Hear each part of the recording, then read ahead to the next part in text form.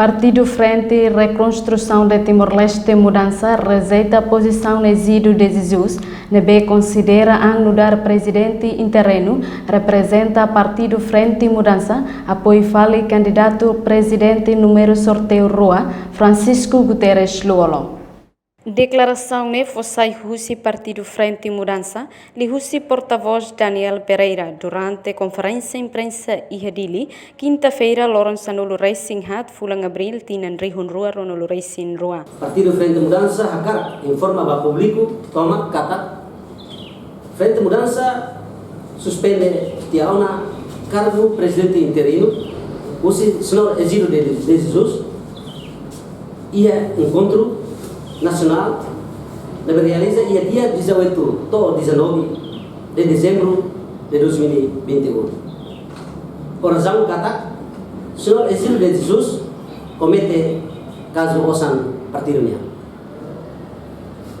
Senhor exílio mos lo que conta bancária ilegal. No Tribunal Distrito Dili bloqueauna conta bancária nebe ni hari ya banco BNCT. Além de cometer ato crime, senhor exílio de Jesus halona ato hirak nebe contra estatuto Partido Frente Mudança nia.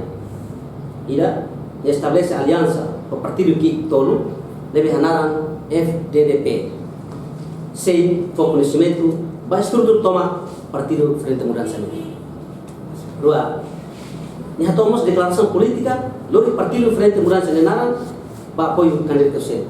Nebe Laos baseia ba decisão partidonya.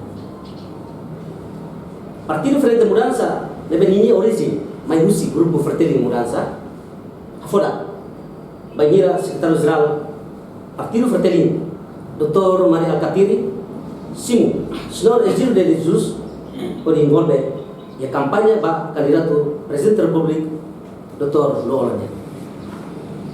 Tuira amin Hanoi kata a presença senhor exílio de Jesus bele hamis no hatung kredibilidade Partido Fratelli no candidato presidente da República Dr. Luolo lebih hakar combate korupsi ia sociedade baseia ba hirak lebe temelete Partido Frente Mudança hakar deklara ba público kata Frente Mudança lihusi encontro nacional ou conferência ka congresso e tempo barang nelar sei ezenora senhor exílio de Jesus Husi Partido Frente Mudança. Reportagem Ana Rosária, Televisão Timor-Poste.